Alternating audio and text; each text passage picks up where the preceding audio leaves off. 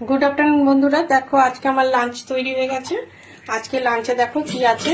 লাঞ্চে আছে গরম গরম সাদা ভাত, এখানে হচ্ছে বিউলির ডাল করেছি একটু মৌরি ফোড়ন দিয়ে, আদা আর মৌরি ফোড়ন দিয়ে।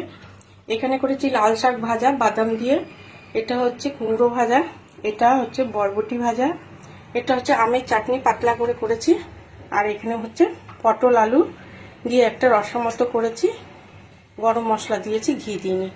এই হচ্ছে আজকে আমার লাঞ্চের মেনু। তোমরা কে কি লাঞ্চ করলে অবশ্যই জানিও।